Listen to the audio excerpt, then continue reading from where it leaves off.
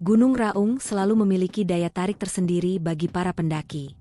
Terkenal sebagai salah satu gunung paling ekstrim di Jawa, mirip ketangguhan sebuah benteng raksasa yang berdiri angkuh di antara kabut. Puncaknya yang berbentuk kaldera terbuka seperti mulut raksasa yang siap menelan siapa saja yang mengusik kediamannya.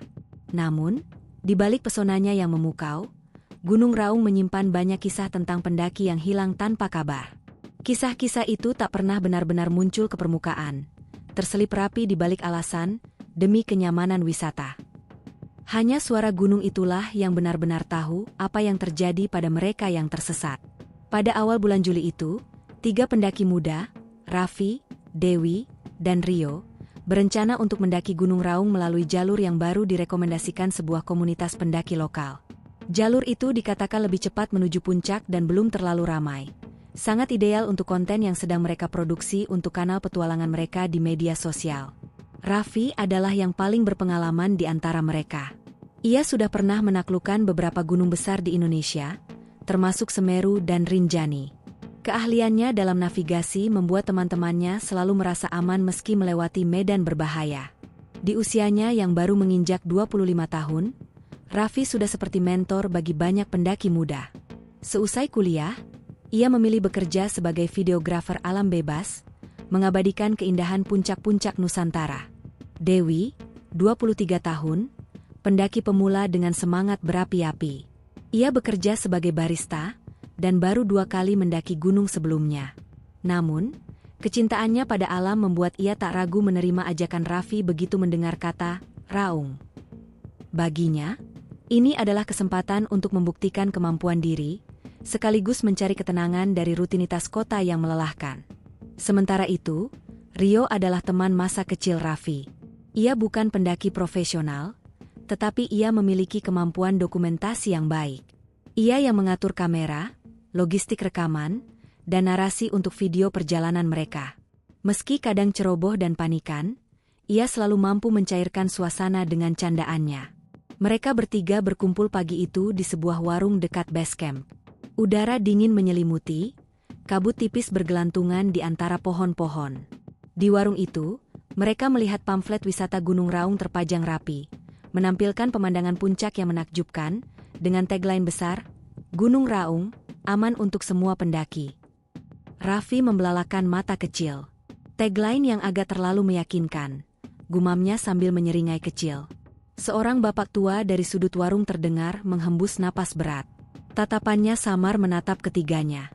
Lombong wajahnya menunjukkan kekhawatiran, namun bibirnya seperti berat untuk mengatakan sesuatu. Dewi menyadarinya dan tersenyum ramah. "Kenapa, Pak?" tanyanya. Bapak tua itu menatap mereka satu persatu. Raung itu tidak seperti gunung lainnya. Di sana, banyak jalur yang tidak boleh dipakai lagi. Tapi sekarang banyak yang nekat. Demi konten, demi nama, demi sensasi. Suaranya bergetar, terdengar seperti peringatan terakhir sebelum badai berubah kenyataan. Raffi mencoba mendapatkan informasi lebih jauh. "Jalur yang kami pakai ini, aman kan Pak?" Katanya ini jalur baru. Bapak itu tertawa kecil, namun tawanya seperti terpaksa. "Jalur baru?" Ia menggeleng pelan. "Jalur itu bukan baru. Jalur lama, yang dulu ditutup. Hanya dibuka kembali karena... sudahlah. Selama kalian menghormati gunung, mungkin gunung akan mengizinkan kalian kembali." Kata-katanya mengambang seperti kabut yang menutupi jalan setapak. Ketiganya saling pandang. Rio berbisik, "Serem juga nih briefing gak resmi." Namun, sebelum mereka sempat bertanya lebih lanjut, penjaga basecamp datang dan menyela pembicaraan. Dengan suara tegas tapi datar, ia mengarahkan mereka ke pos pendaftaran dan memberikan briefing singkat. Terlalu singkat, bahkan tidak menyertakan informasi lengkap tentang titik bahaya di jalur atau tanda-tanda evakuasi. Kalau ada apa-apa, tetap di jalur dan tunggu tim patroli. Itu saja yang ia tekankan. Raffi sempat bertanya, seberapa sering tim patroli lewat. Penjaga itu hanya tersenyum kecil tanpa menjawab. Setelah persiapan selesai, pendakian dimulai. Matahari mulai naik, kabut menipis, dan suara hutan terdengar seolah memberikan sambutan. Kamera Rio mulai merekam. "Day one, guys, Kita mulai perjalanan menuju salah satu puncak paling menantang di Jawa, Gunung Raung. Ikuti terus, jangan lupa like and subscribe. Teriak Rio penuh energi. Langkah mereka mantap di awal. Jalur tanah berpasir, pohon pinus dan cemara berdiri gagah di kiri kanan, udara segar masuk ke paru-paru seperti obat. Mereka penuh optimisme. Dewi berkali-kali menghentikan langkahnya untuk menghirup aroma dedaunan basah, mengabadikan pemandangan dengan ponselnya. Namun semakin jauh dari pos awal, jalur mulai berubah. Vegetasi makin rapat, tanah menjadi licin, dan tanda penunjuk arah jarang terlihat. Sesekali mereka melewati bekas tali tambang yang putus, menandakan jalur ini pernah digunakan tapi lama tak disentuh. Kok jadi berasa kayak bukan jalur resmi ya? Gumam Rio. Raffi melihat peta dan kompas di tangannya.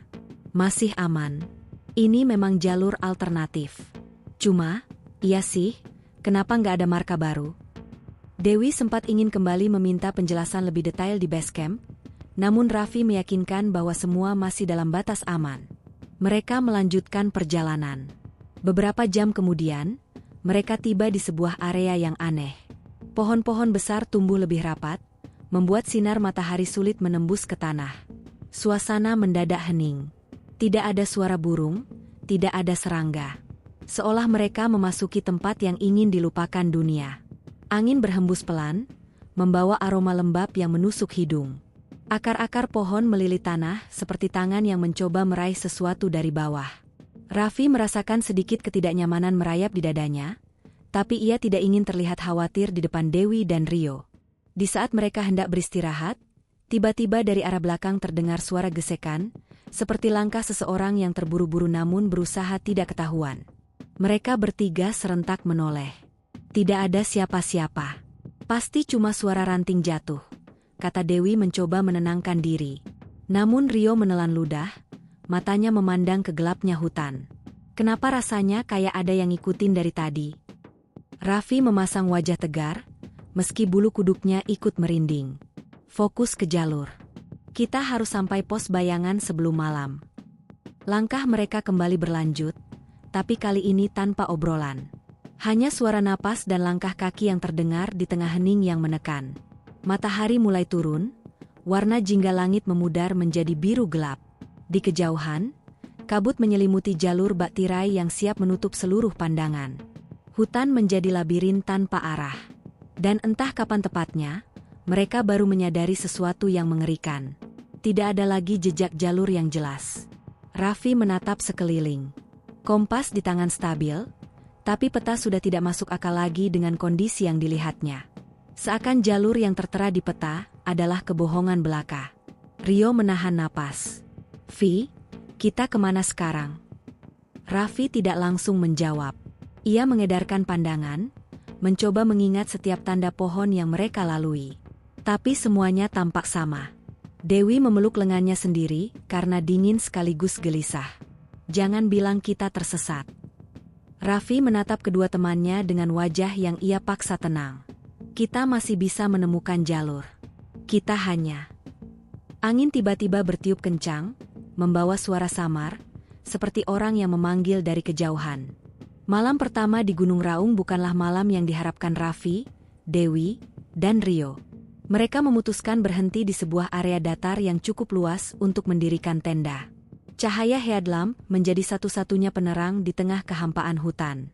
Setiap suara kecil terdengar berlipat-lipat dalam gelap.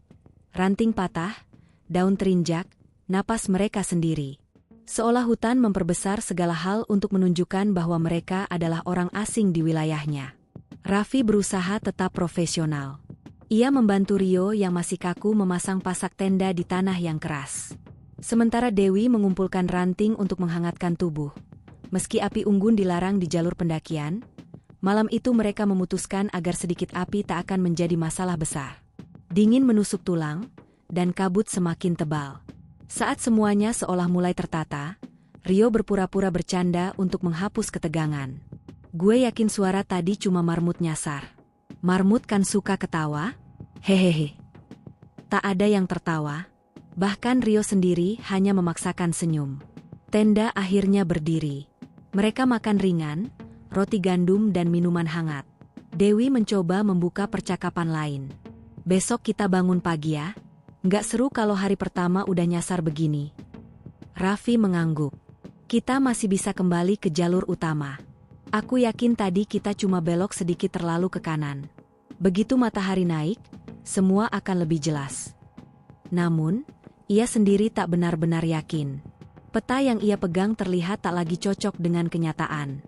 Jalur-jalur yang tergambar seolah menciptakan ilusi. Atau mungkin jalur di lapangan yang terus berubah? Gunung ini seolah hidup, menggeser arah dengan diam, tak ingin ditembus sembarangan. Rio yang sejak tadi diam menatap pepohonan akhirnya angkat bicara. Kalian ngerasa nggak sih?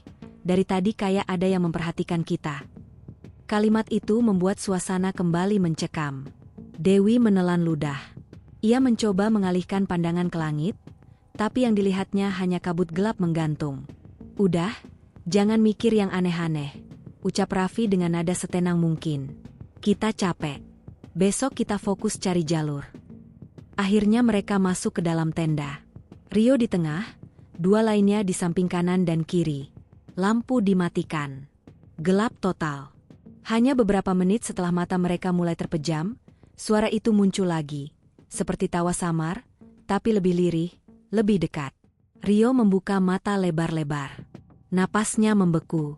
Ia menatap langit-langit tenda, mendengarkan. Hening. Lalu terdengar ketukan pelan pada kain tenda. Tok, tok, tok. Rio spontan menyikut Dewi. Woi, kalian denger nggak? Dewi terbangun, wajah pucat. Raffi langsung menyalakan headlamp. Mereka bertiga menatap pintu tenda yang bergerak halus, seperti tersentuh sesuatu. Tok, kali ini hanya sekali, tapi jauh lebih keras dari sebelumnya. Hewan mungkin, ucap Dewi, mencoba meyakinkan dirinya sendiri lebih dari meyakinkan orang lain. Raffi mengambil pisau lipat dari kantong tasnya. Perlahan ia membuka pintu tenda, cahaya lampu menembus kegelapan di luar. Tak ada apa-apa. Tidak ada jejak. Tidak ada binatang. Bahkan angin pun berhenti berhembus. Ketiganya saling pandang. Napas mereka kini tidak lagi santai. Mereka memutuskan untuk berjaga bergantian, namun pada akhirnya kantuk mengalahkan semuanya. Ketika mata terpejam, lelah raga memaksa pikiran menyerah.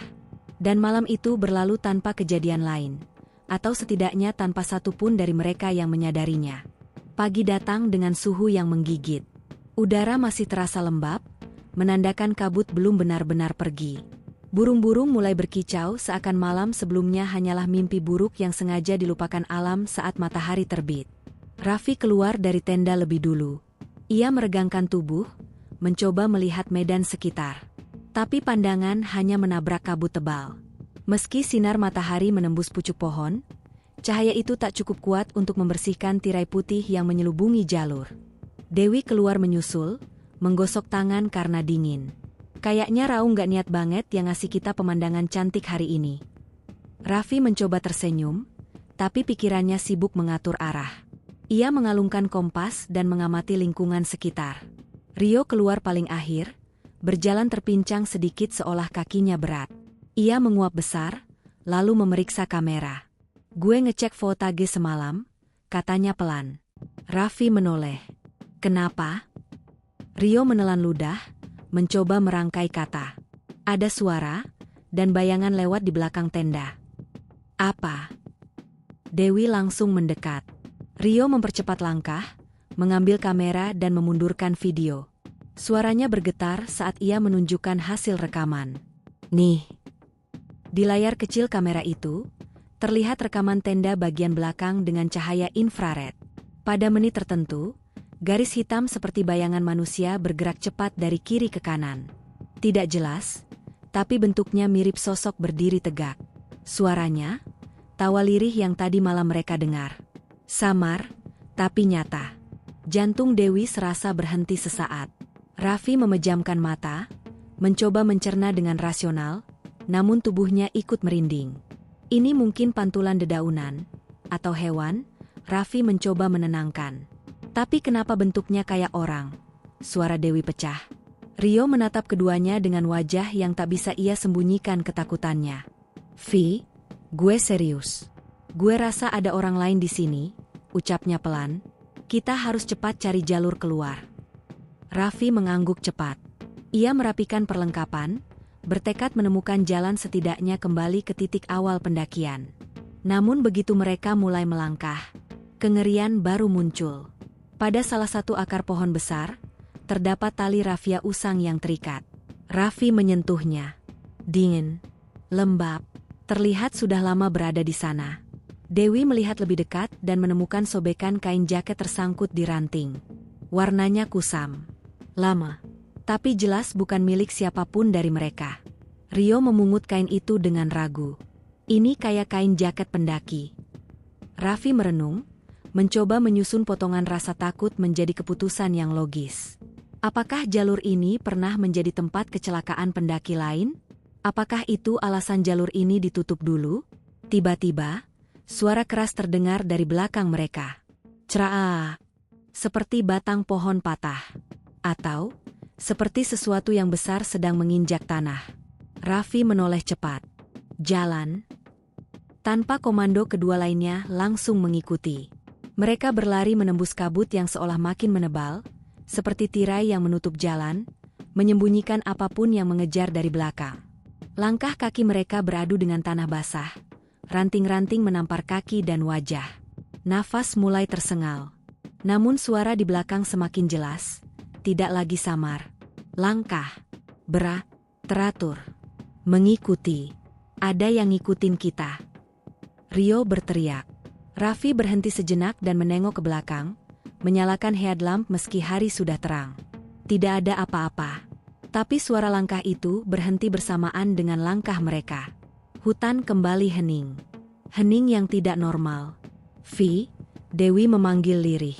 Raffi menatap kabut, keringat dingin menetes meski udara beku. Ia tak bisa lagi menganggap semua ini sebagai kebetulan. Dengar ya, suara Raffi bergetar, namun ia paksa tegas. Kita harus cari tempat tinggi. Dari sana kita bisa lihat arah. Kalau tetap di hutan bawah, kita cuma akan muter di tempat. Rio mengangguk cepat meski wajahnya pucat. Dewi menarik napas panjang, mencoba menguatkan diri. Oke, ayo cepat. Mereka kembali berjalan, namun di setiap langkah, perasaan yang sama tak bisa hilang. Bahwa hutan ini tidak ingin mereka pergi. Bahwa ada sesuatu yang menunggu dalam kabut. Dan bahwa pendakian ini telah berubah menjadi perjuangan untuk bisa tetap hidup.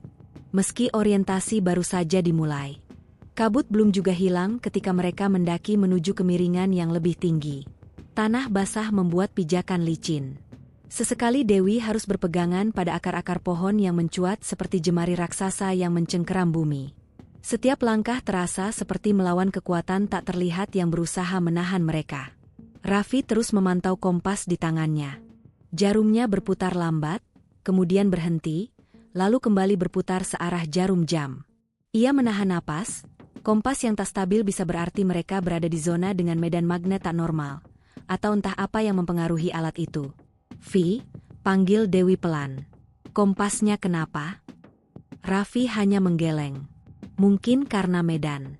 Kita naik sedikit lagi sampai dapat pemandangan lebih jelas. Rio mengikuti di belakang, wajahnya pucat.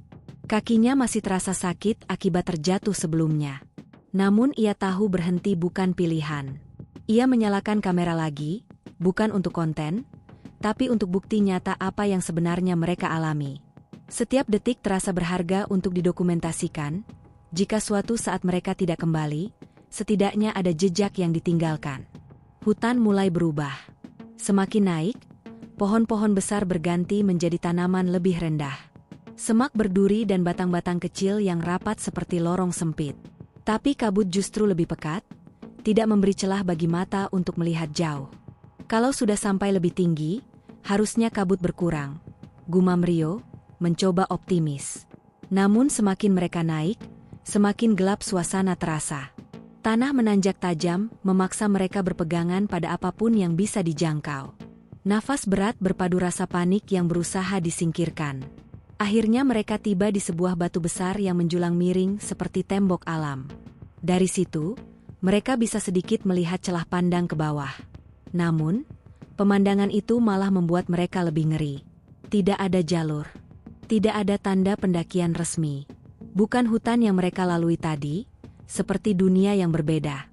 Jangan bilang kita sudah terlalu jauh ke daerah yang belum pernah dilewati orang, ucap Dewi dengan suara hampir tak terdengar. Raffi menggigit bibirnya.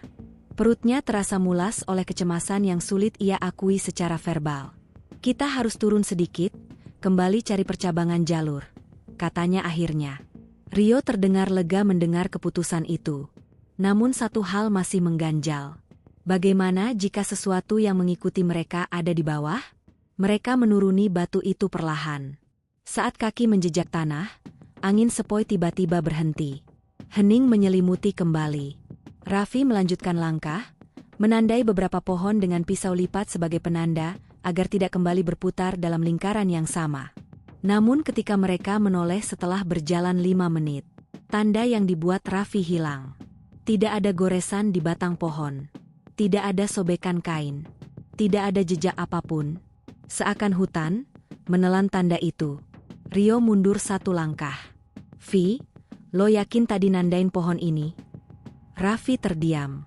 Ia ingat benar daun kering yang jatuh di kakinya saat ia menandai pohon itu. Ia ingat suaranya saat pisaunya menggores kulit pohon. Dewi menutup mulut dengan tangan gemetar. Gunung ini beneran hidup. Raffi mencoba tetap menggunakan logika.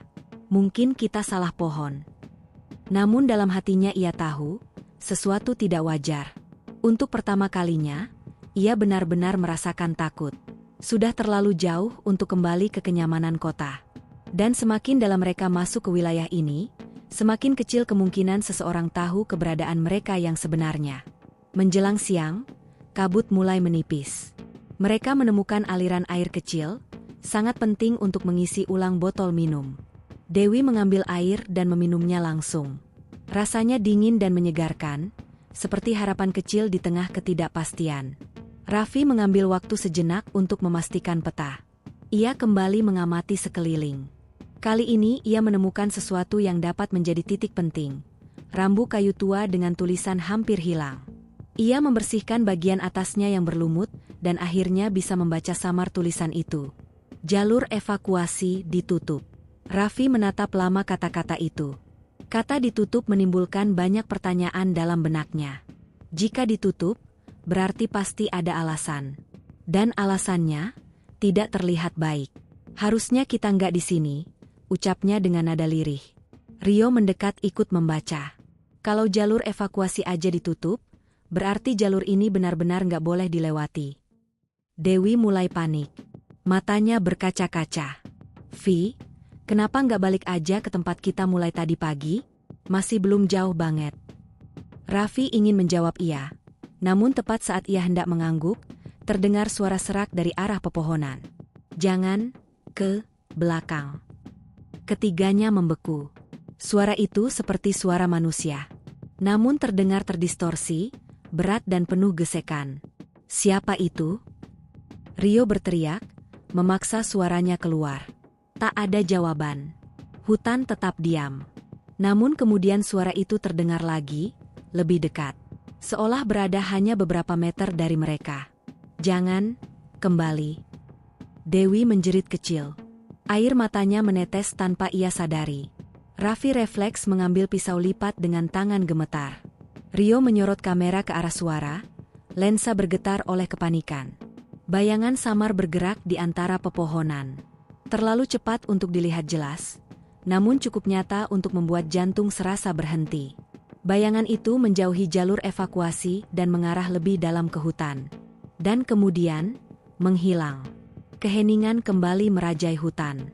Detik itu juga mereka bertiga sadar. Gunung ini bukan hanya tempat alam yang liar, tapi juga tempat yang mengawasi dan mengatur perjalanan mereka. Mereka kembali berjalan, bukan karena yakin dengan arah yang dipilih, melainkan karena diam berarti menunggu sesuatu yang mungkin lebih buruk. Hari mulai meredup. Langit yang tertutup awan gelap mempercepat kedatangan malam. Mereka harus segera menemukan tempat aman sebelum cahaya menghilang lagi.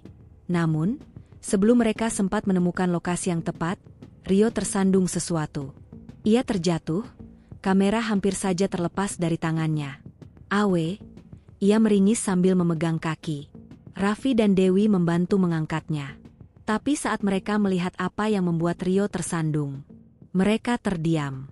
Di tanah, tertutup lumut dan sedikit tanah, terdapat sepatu pendaki yang sudah usang. Masih utuh, tapi terlihat lama ditinggalkan. Raffi menunduk, mendekat, dan melihat label kecil dengan nama di bagian lidah sepatu. A. Pratama. Nama itu tidak asing. 3 bulan lalu, berita lokal sempat menyinggung seorang pendaki yang hilang di Gunung Raung, tapi beritanya cepat sekali tenggelam, seperti tidak boleh diperbincangkan lebih jauh. Jadi, kabar itu benar, ucap Rio dengan suara yang hampir tak memiliki harapan. Raffi mengangkat kepalanya dan menatap hutan lebat di depan mereka. Malam mendekat. Kabut kembali turun, menutup cahaya yang tersisa. Dewi terisak pelan, "Vi, kalau kita terus jalan, apa kita bakal bernasib sama kayak mereka?" Raffi menatap mata kedua temannya. Ia tahu jawaban itu belum ada. Dan memberikannya sekarang hanya akan memperdalam ketakutan. Ia menggenggam tangan Dewi erat, untuk menenangkan. Ia menepuk bahu Rio, untuk menguatkan. Lalu ia berkata pelan, namun tegas. "Apapun yang menunggu di depan, kita hadapi bareng. Yang penting kita jangan diam. Jangan berhenti." Mereka bertiga kembali melangkah. Dalam hutan yang kini terasa seperti labirin tak berujung. Dalam perjalanan yang bukan lagi pendakian rekreasi, namun awal dari perjuangan bertahan hidup. Di Gunung Raung yang menyembunyikan terlalu banyak rahasia kelam. Sejak Kepala Desa Sumberwuringin membuat keputusan untuk menutup informasi tentang hilangnya 3 pendaki itu, suasana di desa menjadi janggal. Ada bisikan-bisikan kecil di warung kopi yang langsung terhenti ketika seseorang dari pihak perhutani atau kantor kecamatan masuk. Warga yang biasanya ramah seolah belajar cara baru untuk menjaga mulut mereka tetap terkunci. Semua orang paham, bukan mereka tak peduli, tapi mereka diminta untuk tidak ikut campur. Di rumahnya, Pak Kepala Desa menyibukkan diri dengan laporan-laporan administrasi yang menumpuk. Namun pikirannya jauh, tertinggal di balik rimba Raung. Ia tahu keputusan menyembunyikan informasi itu berisiko, tetapi ia juga tahu tekanan yang ia terima bukan main. Bukan hanya dari sektor wisata yang khawatir nama Gunung Raung tercoreng, namun juga dari pihak-pihak tertentu yang selalu mengaitkan hal seperti ini dengan hal-hal gaib yang sebaiknya tidak terlalu diusik. Malam itu, hujan turun lebat. Lampu-lampu jalanan desa berkedip, sementara suara petir menggulung. Di rumah keluarga pendaki yang hilang, Ratna, kakak dari pendaki bernama Dimas, sedang duduk menatap layar telepon yang dingin, berharap ada satu pesan masuk, satu kabar kecil yang memberi harapan. Namun hening terus menguasai. Ayahnya mondar-mandir di ruang tengah, sedangkan ibunya menangis tertahan di sudut dapur. Mereka diminta untuk bersabar, menunggu, dan percaya pada proses pencarian. Tapi bagaimana bisa bersabar kalau keberadaan anak mereka bahkan seolah disembunyikan? Semua akses informasi ditutup rapat. Tak ada media yang boleh memberitakan, tak ada satu unggahan pun di internet yang lolos moderasi. Seolah anak mereka hilang tanpa pernah ada jejak. "Pak, kita harus melakukan sesuatu. Kita gak bisa cuma nunggu," ucap Ratna, suaranya bergetar penuh tekanan. Ayahnya berhenti melangkah, menatap Ratna dengan mata yang dipaksa terlihat kuat. "Bapak tahu, tapi mereka bilang sudah ada tim SAR yang berangkat. Kita tidak boleh mencampuri," begitu katanya. Ratna mengepalkan tangannya. "Aku tidak peduli. Ini nyawa Mas Dimas. Kalau perlu aku naik sendiri ke Raung." Ibunya menangis lebih keras mendengar itu. Ayahnya hanya bisa mendekap Ratna, berharap pelukan itu cukup untuk menenangkan badai di hati anaknya. Tapi pelukan tidak bisa menghapus realitas. Dimas dan 2 temannya masih belum ditemukan. Sementara itu, di pos basecamp jalur Kalibaru, tempat terakhir 3 pendaki itu melapor sebelum menghilang, beberapa petugas tengah berkumpul di depan peta besar yang menampilkan jalur menuju puncak. Lampu senter dan headlamp menggantung di pinggir tenda komando yang basah oleh embun. Pak Rudi, salah satu relawan senior yang sudah puluhan kali naik turun Raung, mengusap wajahnya yang letih. "Aku tetap merasa ada kejanggalan. Dari laporan logbook, ketiganya berencana turun lewat jalur yang sama. Jalur itu jelas. Tidak ada alasan untuk tersesat sejauh itu." "Kalau mereka panik karena badai," sahut petugas lain, Pak Rudi menggeleng pelan. Masalahnya, waktu mereka naik cuaca masih cukup bersahabat. Mereka berangkat jam yang tepat. Pengalaman mereka juga sudah memadai. Aku kenal salah satunya, si Dimas. Dia bukan tipe yang nekat mengambil jalur bodoh. Di tengah percakapan itu, seorang pria berkemeja rapi datang. Ia bukan pendaki, bukan relawan, dan jelas bukan warga. Wajahnya terlalu tenang untuk situasi genting seperti ini.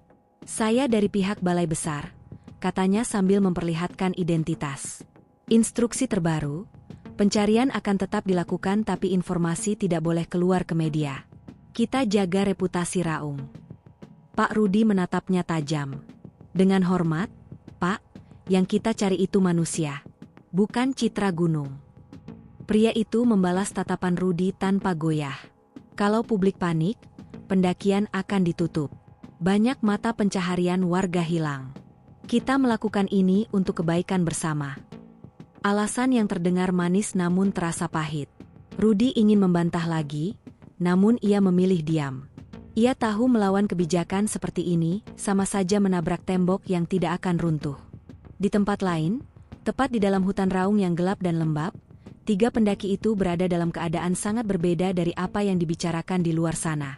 Sejak hari pertama tersesat, kesulitan demi kesulitan datang bertubi-tubi.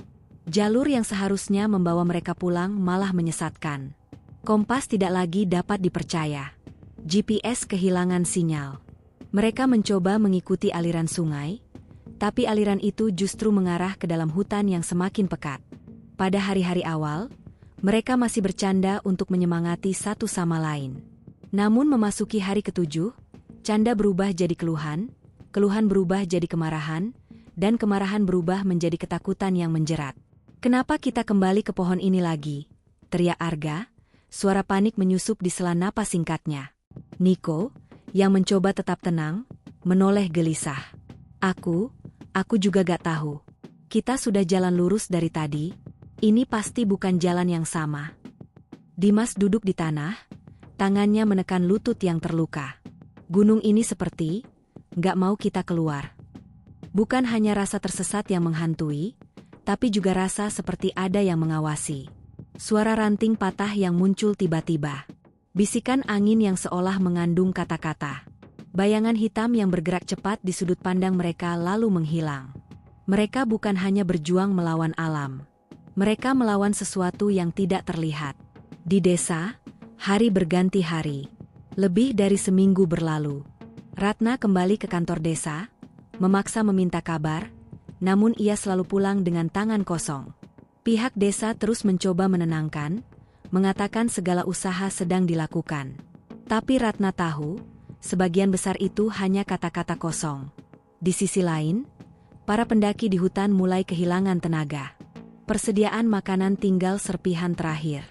Air minum mereka kini tergantung pada daun dan tetesan hujan yang mereka tampung dengan botol yang semakin kusam. Pada malam ke-12, mereka berkumpul di bawah sebuah pohon besar yang akar-akarnya menjuntai seperti lengan yang hendak meraih. Niko menggigil kedinginan. Arga terbaring dengan napas berat. Dimas menatap langit yang tertutup awan. "Kalau kita keluar dari sini, aku janji gak bakal ngeluh lagi soal hidup," ucap Dimas pelan, setengah bercanda setengah putus asa. Arga memaksakan senyuman. "Iya, kita bakal cerita soal ini, dan orang-orang bakal bilang kita gila." Niko hanya menatap gelap, tidak menjawab. Dalam hati, ia bertanya apakah mereka masih akan punya kesempatan untuk bercerita. Di posko, upaya pencarian masih berjalan. Namun semangat para relawan mulai meredup. Mereka menemukan jejak, sobekan kain, campuran langkah sepatu, tapi semua jejak itu berakhir di titik yang sama, membentuk lingkaran tak masuk akal. Seakan hutan mempermainkan arah. Di luar, berita tetap sunyi. Dunia seolah tidak tahu ada 3 nyawa yang tengah berperang melawan batas manusia. Dan malam itu, di hari ke-17, sesuatu akhirnya berubah. Sebuah suara jeritan menggema di tengah hutan, membuat para pencari saling berpandangan ngeri. Itu bukan suara binatang. Dan bukan suara yang ingin mereka dengar di kegelapan seperti itu.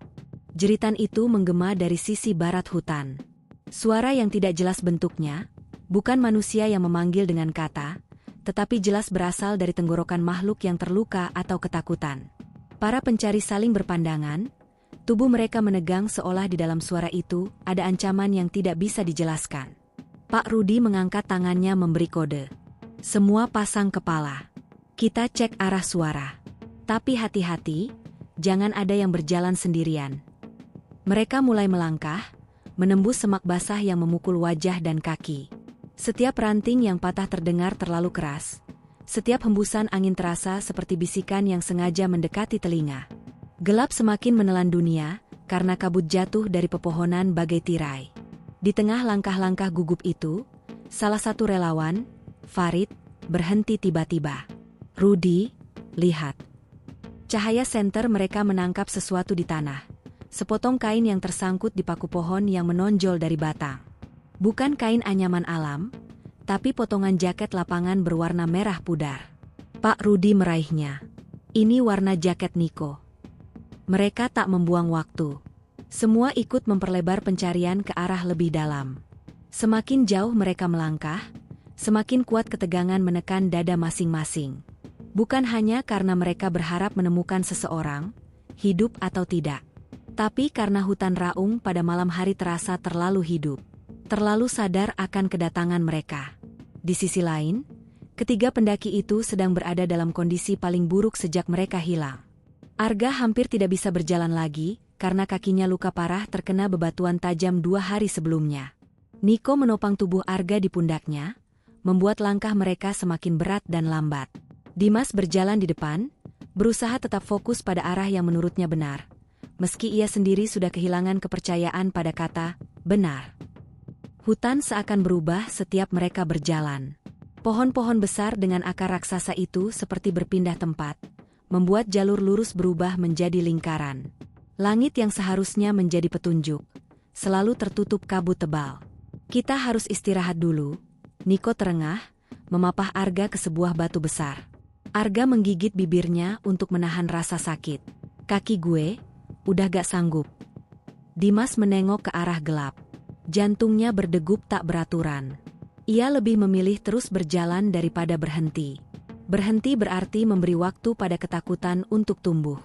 Tapi ia tidak tega meninggalkan 2 sahabatnya begitu saja. Baik, cuma sebentar, ia akhirnya berkata. Suaranya dipaksa terdengar kuat meski sebenarnya rapuh. Mereka duduk dalam senyap. Hanya suara hujan yang menetes dari daun ke daun. Lalu sesuatu bergerak di kejauhan. Dimas menegang.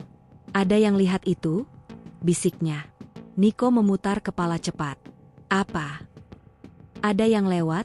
Di belakang pohon itu, Dimas menunjuk samar. Arga menggeleng lemah. Lu capek. Dim. Jangan bikin gue makin paranoid. Namun Dimas tahu apa yang ia lihat. Siluet manusia berlari cepat, lalu menghilang seperti asap. Atau mungkin bukan manusia? Hutan raung tidak pernah benar-benar sepi. Dan mereka mulai sadar itu sejak hari keempat. Pencari terus bergerak. Trek semakin licin, beberapa kali hampir membuat mereka tergelincir ke tebing tersembunyi. Farid menyinari sisi kanan jalur dan tiba-tiba wajahnya pucat. Tuhan. Rudi mendekat. Senter mereka menerangi sebuah gelang paracort yang masih melingkar di cabang pendek pohon.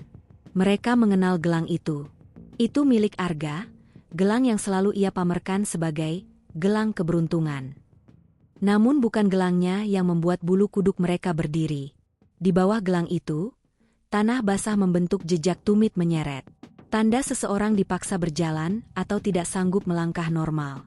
Ini kabar baik, mereka masih hidup. Namun juga kabar buruk, kondisi mereka memburuk cepat. Rudi menegakkan tubuh. Kita harus lanjut. Mereka jelas masih di jalur ini. Namun pria berkemeja dari balai besar yang sebelumnya mengawasi mereka tiba-tiba menahan. Kita tidak bisa masuk lebih dalam sekarang. Malam makin gelap, kabut makin tebal. Risiko terlalu tinggi.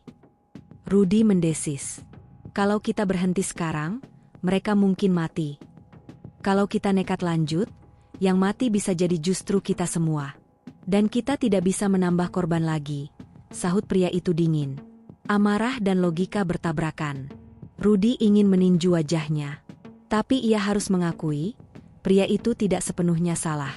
1 jam lagi, Rudi memutuskan. Kalau dalam 1 jam kita tidak menemukan tanda baru, kita turun. Tapi kalau ada, kita tetap lanjut. Pria itu terdiam, lalu mengangguk tipis. 1 jam. Keputusan dibuat. Taruhan nyawa dilanjutkan. Di tempat pendaki hilang, situasi berubah cepat. Hujan kembali turun deras. Arga hampir tidak bisa bicara karena suhu tubuhnya turun drastis. Niko memeluk tubuhnya rapat agar sedikit hangat berpindah. Dimas menggenggam pisau lipat kecil, satu-satunya alat yang tersisa, sambil terus mengawasi gerak di balik pepohonan. Ada suara langkah, seperti seseorang berjalan perlahan, mengitari mereka. "Kalian dengar?" Dimas bertanya lirih. Niko memejamkan mata. Ia tidak ingin menjawab. Ia tahu jawaban apapun akan membawa teror. Tetapi langkah itu semakin dekat. Sret, sret, siapapun itu, kami bukan musuh. Dimas berteriak, suara pecah oleh ketakutan. Tidak ada respons. Lalu bisikan halus terdengar sangat dekat, seperti di belakang kepala mereka. "Balik." Arga mendongak lemah. "Apa barusan?" "Balik." Suara itu jelas, seolah berasal dari tanah itu sendiri. Dimas mundur, memeluk kedua temannya. Ketiga pendaki kini menyatu dalam ketakutan yang membuat udara terasa membeku. Kemudian, sret, sesuatu dilempar dari arah gelap dan jatuh tepat di depan kaki Dimas. Sebuah batu. Batu dengan tanda ukiran aneh, seperti simbol arah atau peringatan. Arga menghembuskan napas tercekat. "Dim, gue gak mau mati di sini." Niko akhirnya membuka mata. Kita harus bangkit. Sekarang." "Kemana?" tanya Dimas, suara bergetar. Niko menunjuk ke arah yang berlawanan dari suara misterius itu. "Menjauh dari situ.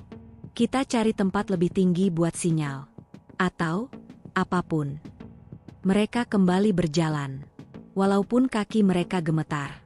Walaupun jalanan makin tak bisa ditebak. Walaupun mereka tahu, ada sesuatu yang mengikuti. Sesuatu yang tidak ingin mereka keluar. Langit semakin gelap. Jam terus berdetak. Para pencari tidak menemukan tanda baru lagi setelah gelang Arga. "Waktu kita habis," kata pria balai besar itu datar. Rudi memandang hutan yang menelan cahaya senter mereka. Ia benci kenyataan ini. Tapi ia tahu benar konsekuensinya jika memaksa. "Kita turun," ia memerintahkan lirih. Satu persatu senter mereka mundur, meninggalkan jejak langkah yang pelan namun menyakitkan hati. Karena di belakang mereka, di kedalaman hutan raung yang semakin gelap, 3 nyawa masih bergerak. Mencoba bertahan. Dan mereka semakin menjauh dari pertolongan. Kabut pagi turun seperti selimut dingin yang menutup napas mereka. Dimas memaksa matanya terbuka. Ia tidak lagi tahu hari keberapa mereka di sini. Hanya rasa lapar yang menggigit setiap sendi tubuhnya yang memastikan mereka masih hidup untuk saat ini. Niko terduduk lemah di dekat pohon. Ia tampak menggigil, wajahnya pucat, bibir membiru. Arga tertidur dengan napas berat dan tidak teratur. Luka di kakinya semakin parah, bau anyir darah bercampur lembab tanah mulai menarik serangga. Mereka butuh perawatan, butuh pertolongan. Namun yang mereka miliki hanya hutan yang tak berujung. Dimas bangkit, memaksa tubuhnya menahan rasa sakit di setiap tulang. "Aku cari air dulu. Jangan kemana-mana." Niko hanya mengangguk, terlalu lemah untuk menjawab. Dimas melangkah, terhuyung seakan tanah bergelombang. Ia menyibak lumut dan semak, menyusuri suara tetesan air yang samar. Ketika akhirnya ia menemukan aliran kecil di celah batu, ia merasa seolah melihat keajaiban. Dengan tangan gemetar, ia menadah air sebanyak yang ia bisa ke dalam botol yang retak. Namun ketika ia hendak kembali, ia melihat sesuatu. Jejak kaki manusia, 3 jejak yang saling berdekatan. Tapi bukan jejak mereka. Ini lebih baru, jauh lebih jelas. Jejak seseorang yang berjalan tegap, tidak tersesat. Harapan meledak di dadanya. "Hei, ada orang? Ada orang di sini, tolong." Eko suaranya mengambang, tapi tak ada jawaban. Dimas mengikuti jejak itu dengan langkah yang semakin cepat. Ia memanggil lagi dan lagi, sampai tenggorokannya perih. Jejak itu memimpin ke arah lereng curam. Dimas menatap turun ke bawah, gelap dan berkabut. Tapi ia yakin seseorang lewat sini. Aku harus ikut. Langkahan pertama ia ambil dengan nekat. Namun tiba-tiba, angin menghantam punggungnya. Kuat. Sangat kuat, seolah seseorang mendorongnya. Ia kehilangan keseimbangan dan terjatuh beberapa meter, berguling menghantam tanah keras hingga bahunya nyeri teramat. "ARGH!" teriaknya. Ia terbaring beberapa saat, mencoba fokus. Ketika ia menengok ke atas, jejak kaki itu hilang. Menghilang begitu saja. Hutan kembali sunyi. Seolah memperingatkan, jangan ikut. Dengan ketakutan yang kembali menelan harapan, Dimas bangkit dan tertatih menuju teman-temannya sambil membawa air. Di posko pencarian, suasana berubah tegang. Kepala desa datang menyampaikan kabar dari keluarga pendaki. Ratna, kakak Dimas, memaksa turun ke gunung bersama suaminya. "Mereka tidak bisa dicegah lagi," ucap kepala desa sambil mengusap wajahnya. "Mereka bilang, kalau anak saya jadi berita yang disembunyikan, maka kami sendiri yang akan menggantikan tugas media." Pria dari balai besar mendengus kesal. Situasi seperti ini tidak membutuhkan emosional. Justru bisa memperparah keadaan. Kepala desa menatapnya tajam. "Emosional? Kalau yang hilang itu anak Anda, bagaimana?" Pria itu terdiam. Rudi yang sejak tadi hanya mendengar akhirnya angkat bicara. "Kita turun lagi hari ini. Tidak peduli apa kata aturan. Mereka masih hidup di luar sana. Kalau terjadi apa-apa pada tim Anda," ancam pria itu, "maka lebih baik kami mati dalam usaha menyelamatkan, daripada membiarkan mereka mati sendiri," jawab Rudi mantap. Satu persatu relawan mengangguk. Mereka siap. Usaha pencarian hari itu kembali dimulai. Tapi bukan lagi sebagai tugas, melainkan sebagai tekad yang tak bisa dihentikan. Di hutan pada saat yang sama, kondisi ketiga pendaki semakin menurun. Setelah mendapatkan air, mereka melanjutkan langkah dengan sisa tenaga yang hampir habis. Namun kabut semakin menebal, dan pepohonan tampak semakin asing. Niko terhuyung. "Dim, gue ngerasa aneh." "Kamu lapar, itu wajar," sahut Dimas, meski ia sendiri hampir pingsan. Bukan itu." Niko menatap sekeliling dengan ketakutan yang tidak mau ia akui. "Gue merasa, kita bukan cuma tersesat. Kita, kayak diawasi." Arga yang digendong Dimas di punggung bergumam, "Dari awal juga begitu." Dimas menggertakkan gigi. Ia tidak ingin mereka tenggelam dalam paranoia. Tapi ia pun mendengar hal yang sama, langkah yang bukan langkah mereka. Napas yang bukan napas mereka. Bisikan samar, "Turun." Kadang terdengar seperti suara ibu. Kadang seperti suara teman. Kadang seperti suara gua yang kosong. "Turun." Seolah hutan mencoba membimbing. Atau menjerumuskan. Namun hari ini, mereka melihat sesuatu yang nyata. Reruntuhan pondok lama, bekas pos jaga atau tempat berteduh para pemburu. Atapnya sudah roboh, tapi masih ada sisa bangunan yang bisa menjadi perlindungan dari hujan. Kita masuk sini dulu," kata Dimas terengah. Mereka menjatuhkan diri ke lantai kayu yang lembab. Arga terisak pelan menahan sakit. Niko memejamkan mata, mencoba menyerap sedikit kehangatan dari tubuhnya sendiri. Dimas memeriksa kantong celananya, menemukan sepotong coklat energi terakhir yang masih tersisa. Tanpa pikir panjang, ia membaginya jadi 3 bagian kecil. Potongan yang bahkan tidak cukup untuk sebiji harapan. "Kalian makan. Aku masih kuat." Niko membuka mata. "Jangan bohong. Gue tahu lo juga hampir tumbang." Dimas tersenyum samar. "Justru karena itu, gue butuh kalian tetap sadar." Mereka memakan sedikit energi yang tersisa, lalu mereka duduk diam. Terlalu diam. Hingga suara itu datang lagi. Bukan dari luar, tapi tepat dari dalam pondok. Tok, tok, tok. Seperti seseorang mengetuk lantai kayu dari bawah. Arga tersentak dan menangis kecil. "Gue gak mau di sini, Dim." Dimas meraih pisau kecilnya. "Siap, kalau ada apa-apa." Namun tok-tok-tok itu berhenti tiba-tiba. Digantikan suara napas. Dan suara langkah, mundur, menjauh ke gelap. Seolah apapun itu hanya mengecek apakah mereka masih di sana. Di luar pondok itu, beberapa puluh meter dari mereka, Rudy dan tim baru saja menemukan sesuatu yang membuat darah mereka dingin. Di atas tanah, tertancap sebuah tongkat kayu dengan kain sobek merah terikat di ujungnya. Kain yang warnanya sama dengan jaket Nico. Tapi yang membuat semua mundur setapak adalah tulisan tanah di bawahnya. Tergambar oleh sesuatu, entah jari manusia atau kuku makhluk lain, sebuah pesan pendek namun menggetarkan. Jangan turun. Pria dari balai besar mengepalkan tangan. Ini ulah siapa? Pendaki itu? Atau? Tidak penting, sela Rudy. Yang jelas, mereka masih hidup. Dan mereka mencoba meninggalkan pesan. Kita sudah dekat. Relawan mengangguk, semangat menyala lagi. Mereka mempercepat langkah. Namun kini setiap mata mulai melihat ke kiri dan kanan. Takut pesan itu bukan sekadar peringatan, tapi ancaman. Senja turun. Suhu jatuh lagi. Arga menggigil, lebih keras dari sebelumnya. Nico menyandarkan dirinya pada dinding pondok, mencoba mengatur napas agar tidak pingsan.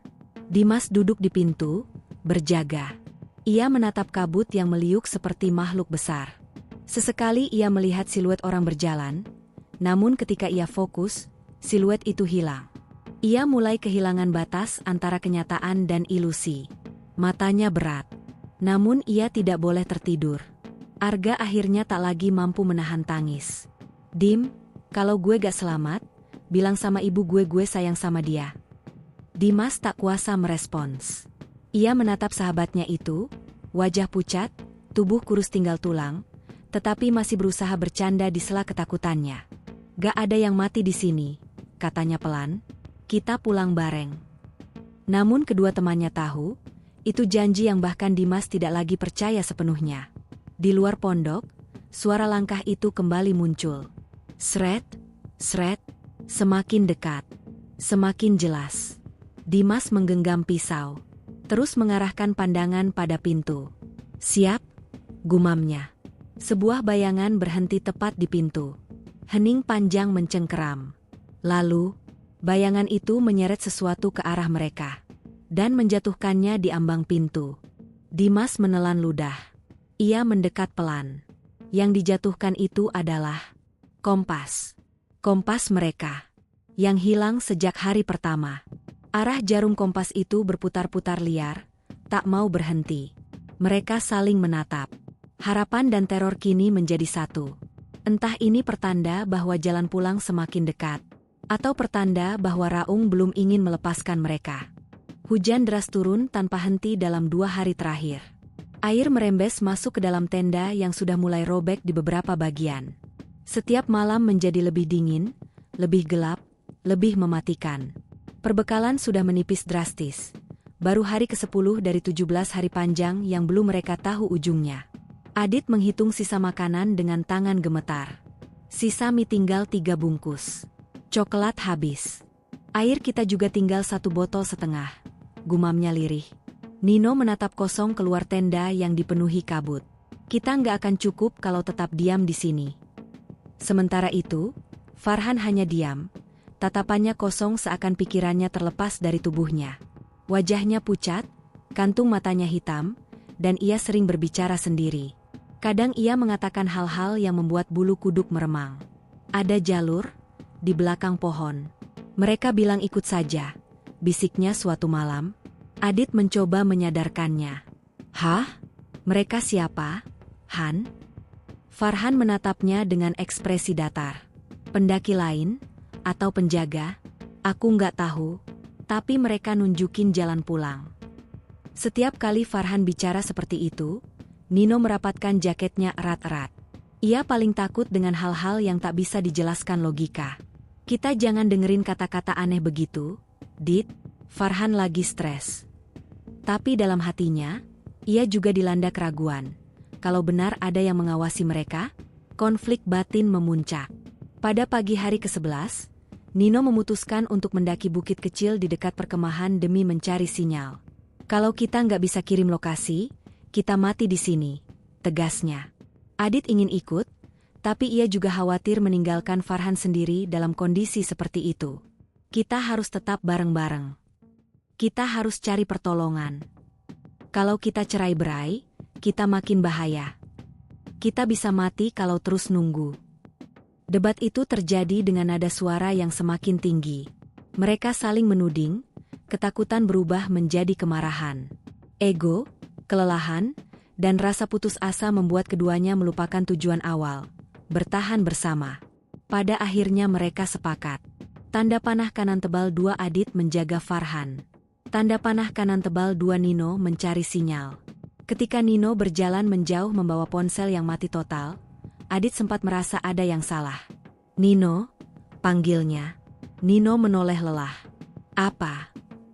Kalau kamu lihat sesuatu yang aneh, jangan diikuti.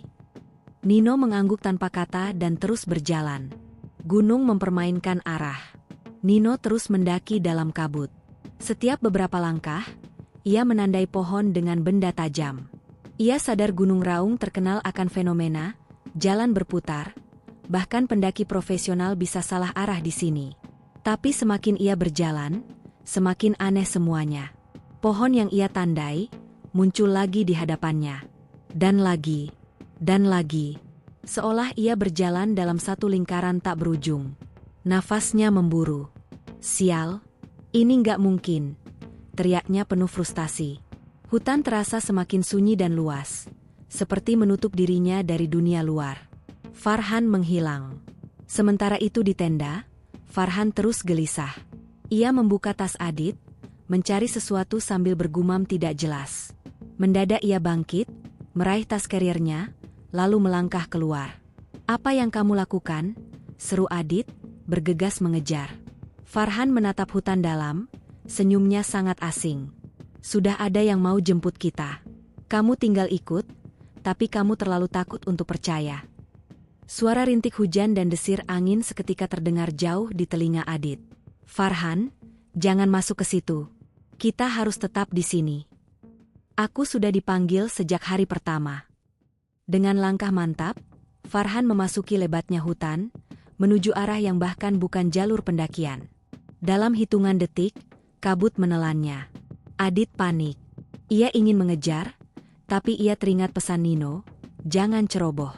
Ia mencoba berteriak, tapi suaranya tenggelam dalam kabut dan suara gemuruh dari kejauhan. Dan yang lebih mengerikan, tidak ada jejak kaki Farhan. Seakan tanah menelannya begitu saja. Kembali tanpa harapan.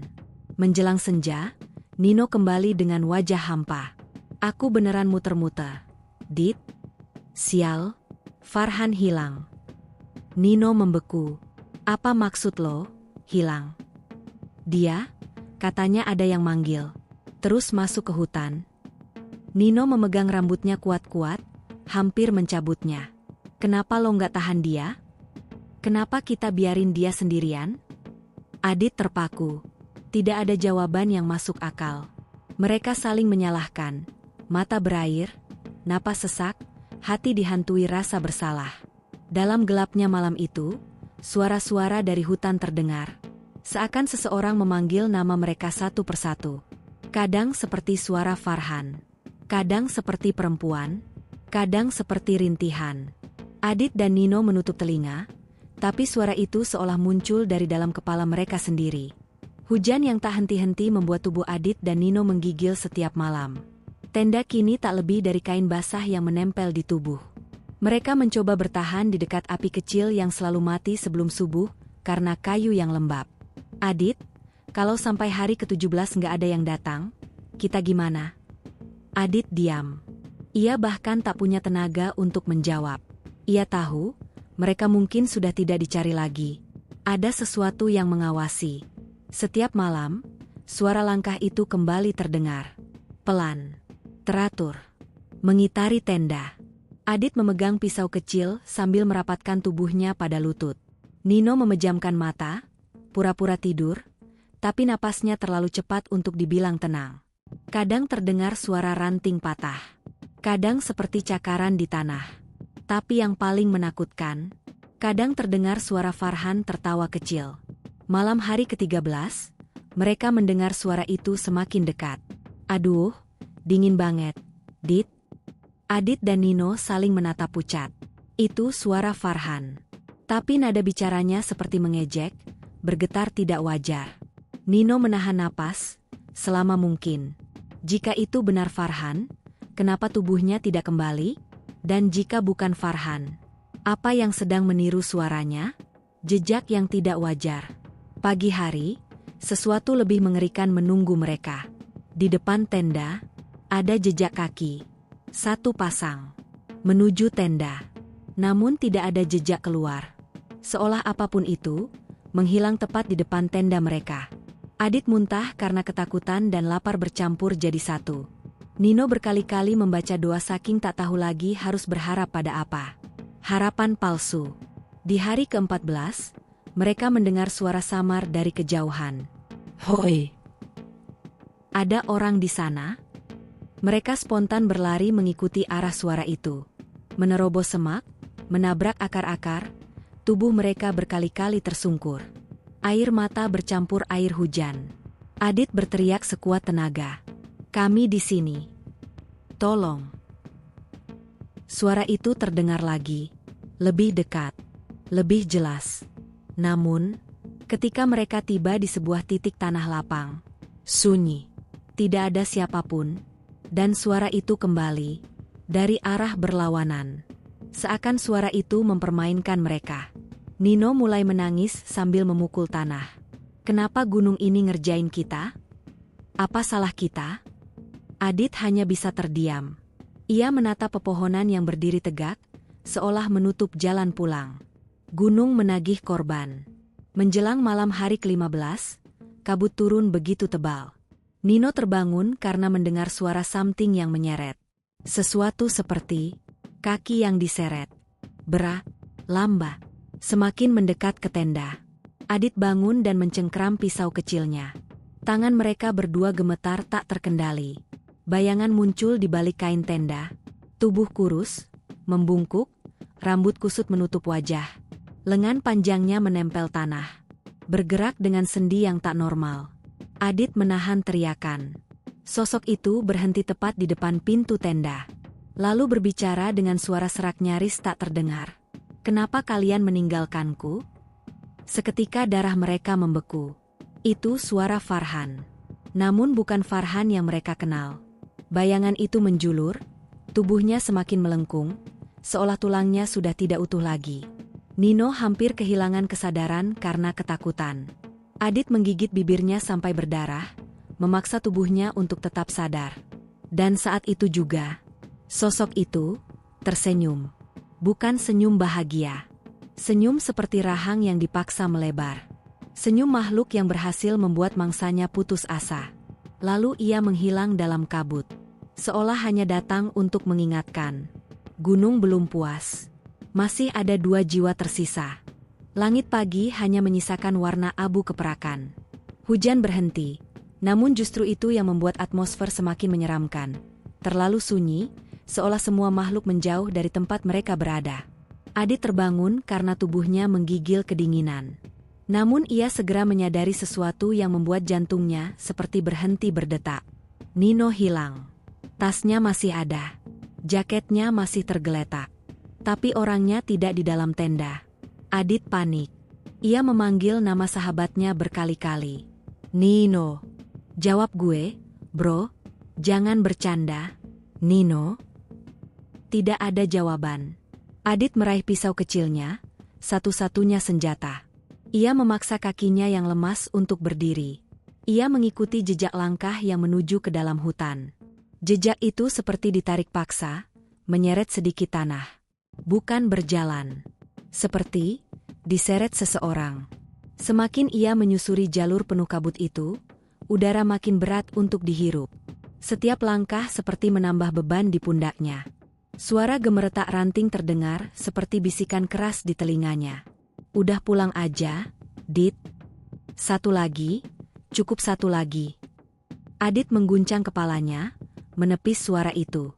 Tapi bisikan itu makin jelas, seperti datang dari belakang telinganya. Pertemuan yang tidak sepantasnya terjadi. Ia tiba di sebuah lereng curam yang tertutup akar pepohonan. Dan di sanalah ia melihatnya. Nino berada dalam posisi terduduk, punggung menghadap Adit. Tubuhnya kaku. Kepalanya tertunduk. "Nino," panggil Adit pelan.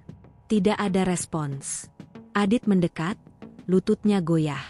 Begitu ia menyentuh bahu Nino dan memutarnya, Adit sontak terjerembab ke belakang, teriakannya tercekik dalam tenggorokan. Mata Nino membelalak kosong. Mulutnya ternganga seperti berusaha berteriak namun gagal. Dan di lehernya, ada bekas cakaran panjang, hitam kebiruan, seolah energi gelap menghisap hidupnya. Adit terisak. Tangannya gemetar menyentuh wajah sahabat yang kini tak bernyawa itu. Apa yang kalian lakukan padanya?" Suara Adit pecah. Namun sebelum ia bisa menangis lebih lama, cabang pohon di belakangnya membelah kabut. Seseorang berjalan keluar. Farhan, kembali. Farhan berdiri di sana. Senyumnya menyeringai. Tubuhnya kurus mengerikan. Lehernya sedikit miring, seolah patah. "Tinggal kamu, Dit." Suaranya serak dan bergulung, bukan suara manusia normal. Adit mundur meraba tanah, napasnya memburu seperti hewan yang terperangkap. Farhan mendekat. Jari-jarinya memanjang abnormal, seperti akar pohon yang mampu mencengkeram apapun. "Kamu kan sahabat aku, ikut aku pulang, ke tempat semua pendaki hilang." Ia tertawa pelan, mengisyaratkan kehancuran akal sehat bagi siapapun yang mendengarnya. Adit mencoba berdiri tapi lututnya goyah. Pisau kecil di tangannya nyaris terlepas. Aku nggak mau mati di sini," bisiknya lirih. "You already did." Senyum Farhan makin melebar. Lari dari kematian. Adit menjerit dan memaksa tubuhnya berlari menuruni lereng. Ia terpeleset berkali-kali, lututnya berdarah. Tapi ia terus berlari, didorong oleh naluri bertahan hidup terakhir yang tersisa. Farhan mengejarnya, gerakannya terputus-putus. Seperti teleportasi pendek antara kabut, tiba-tiba sudah semakin dekat. Adit nyaris menyerah. Ketika suara teriakan manusia terdengar dari kejauhan. Di sana, ada yang gerak. Adit terhuyung, mengangkat tangannya lemah. Tolong gue." Tali besar dilemparkan ke arahnya. Tim SAR. Mereka sudah mencarinya sejak semalam. Seseorang berlari menurun untuk menggapai Adit. Namun tepat saat tangan penyelamat itu hampir menyentuhnya, suara mengerikan membentak dari kabut belakang. "Dia punya gunung." Farhan melompat, cakarnya hampir meraih punggung Adit. Sebelum cahaya senter-senter SAR mengusir kabut gelap itu, sosok Farhan terhuyung, mengeluarkan suara melengking menyakitkan, lalu lenyap ke dalam kabut. Jatuh dalam pelukan dunia. Adit berhasil ditarik naik. Tubuhnya basah, gemetaran, nyaris pingsan. Ia hanya sempat mengatakan satu kalimat sebelum kehilangan kesadaran. "Farhan dan Nino, jangan tinggalin gue." Tim SAR saling berpandangan. Di balik lega, mereka menyadari masih ada 2 korban lain yang belum ditemukan. Dan hutan itu kini kembali sunyi, seolah baru saja puas mengambil bagian-bagiannya. Adit terbangun di sebuah ruangan putih dengan bau obat yang sangat kuat. Ia butuh beberapa detik untuk menyadari bahwa ia berada di rumah sakit. Tangannya dipenuhi infus. Tubuhnya dibalut perban. Dan kepalanya terasa ringan seperti melayang, antara hidup dan mati. Seorang perawat melihatnya siuman dan segera memanggil dokter. "Adit, kamu sudah selamat," ucap sang dokter pelan. Namun kalimat itu tak membuatnya lega. Adit langsung bertanya, "Nino, Farhan, mana mereka?" Dokter menunduk sesaat. "Kami hanya menemukan kamu." Darah Adit seperti berhenti mengalir. Wajahnya memucat. Ia ingin berteriak, namun suaranya tenggelam di tenggorokan. Kesunyian yang berusaha menyembunyikan kebenaran. Beberapa jam kemudian, 2 orang berseragam rapi, pihak pengelola wisata Gunung Raung, datang menjenguk. Wajah mereka tersenyum, tapi mata mereka dingin dan penuh perhitungan. "Kami sangat bersyukur kamu selamat," ucap salah satu dari mereka. "Tapi, ada satu permintaan penting." Adit menatapnya dengan curiga. "Kami berharap kamu tidak menceritakan hal-hal yang tidak perlu," lanjutnya dengan nada pelan namun tegas. Ini demi menjaga nama baik wisata Gunung Raung. Kamu mengerti, kan? Kalimat itu seperti pisau tumpul yang menusuk lambat di dada Adit. Ia menyadari, cerita mereka tidak akan pernah dipublikasikan. 2 nyawa hilang tidak akan membuat gunung itu berhenti menerima pendaki. Adit mencoba protes.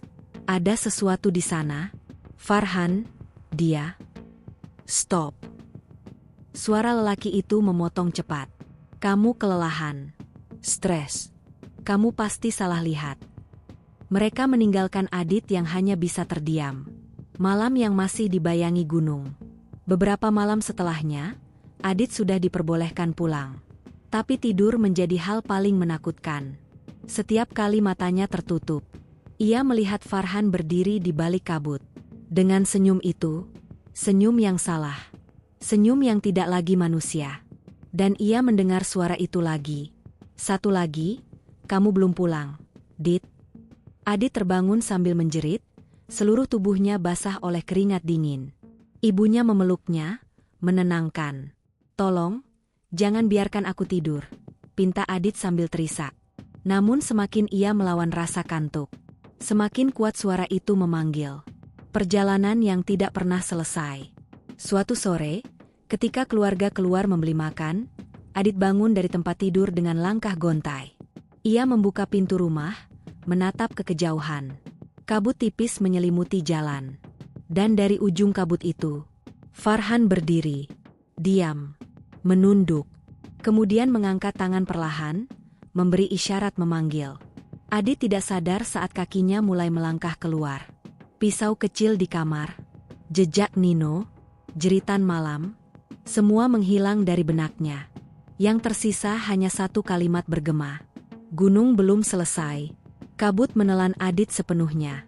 Epilog, berita yang tidak pernah terbit. Beberapa minggu kemudian, tim relawan di Amdia menemukan tas dan pecahan jaket milik Nino, serta Farhan di jalur yang tidak pernah dilewati pendaki biasa.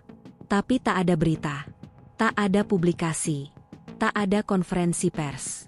Kasus itu ditutup tanpa jejak. Gunung Raung tetap dibuka untuk pendakian. Pengunjung tetap ramai setiap minggu. Hanya para pendaki senior yang sesekali memperingatkan. Jangan mendaki Raung saat kabut turun. Kadang, ada suara orang manggil minta ditemenin pulang. Dan bagi yang pernah selamat dari sana, tidak ada yang benar-benar pulang.